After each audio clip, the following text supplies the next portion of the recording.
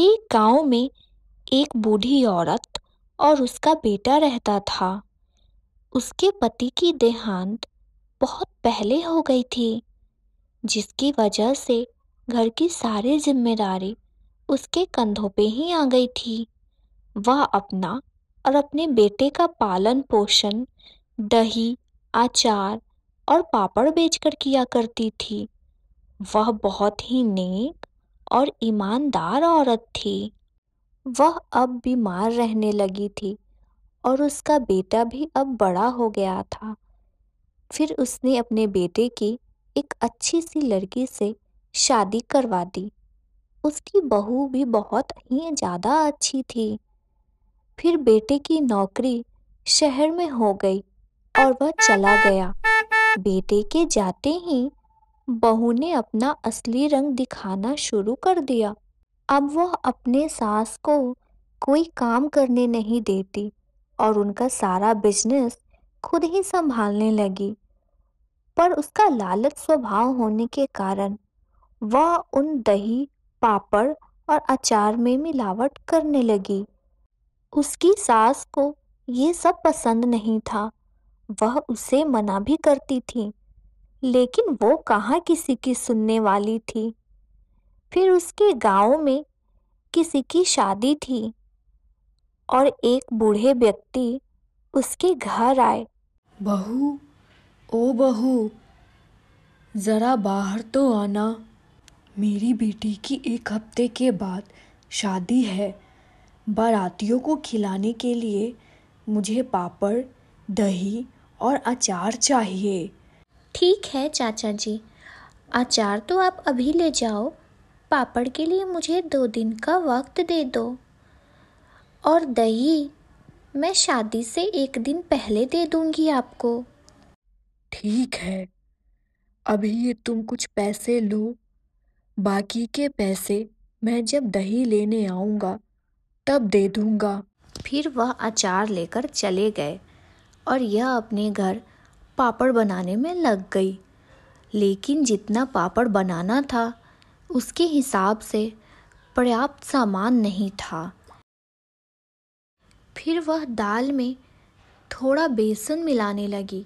यह देखकर उसकी सास ने टोका, बहू, ओ बहू, ये क्या कर रही हो? थोड़े से लालच के चक्कर में ये सब करना बहुत गलत है। आखिर ये सब कब तक चलेगा? माँ जी, आपको जब तक जैसे करना था आपने वैसे किया और अब मुझे जैसे करना है मुझे करने दो। आपको तो पूरे वक्त बस पैसे खर्च करने की ही सूझती है, इसीलिए आज तक आपने कुछ पैसे जोड़े नहीं। फिर सास ने सोचा इससे कुछ कहना ही गलत है और वह अपने कमरे में चली गई। फिर उसकी बहू ने पापड़ में काली मिर्च की जगह पपीते का बीज डाल दिया और उसे सुखाने लगी। 2 दिन के बाद वह आदमी आया और पापड़ लेकर चला गया और उसने अगले हफ्ते दही तैयार रखने को कहा। अचानक से उसकी गाय बीमार हो गई, जिसकी वजह से उसने ज़्यादा दूध नहीं दिए। अब दही ये कैसे बनाए? फिर उसने सोचा कि दही में थोड़ा पानी मिला देती हूँ। उसकी सास ने फिर टोका, बहू, अचार और पापड़ तक तो ठीक था, अब दही में तो कुछ मिलावट ना करो। देखो माँ जी, मैं आपके काम के बीच में नहीं आती, तो आप भी मेरे काम के बीच में मत आओ और मुझे क्या करना है वो मुझे करने दो। फिर वह पानी के साथ साथ कुछ सफ़ेद रंग का पाउडर भी मिला दिया, जिससे दही गाढ़ी बने। जब वह व्यक्ति दही लेने आया तो वह दोनों सास और बहू को शादी में आने का निमंत्रण दिया। बहू किसी वजह से नहीं गई, परंतु सास जब शादी में थी तभी उसने देखा अचानक वहाँ कुछ हलचल सी मची और लोग बातें कर रहे थे। पता नहीं ये दही कहाँ से लाया है। जितने लोगों ने खाया है सब बीमार हो गए हैं। और मैंने सुना है कि पापड़ में भी कोई स्वाद नहीं है। यह सब सुनकर सास को सब कुछ समझ में आ गया और वह वापस घर आई। पर उसने अपनी बहू से कुछ नहीं कहा, लेकिन मन ही मन उसे सबक सिखाने का तरकीब सोचा। अगले दिन उसने अपने बहू को कहा, बहू, आज मैं खाना बनाऊंगी, तुम आराम करो।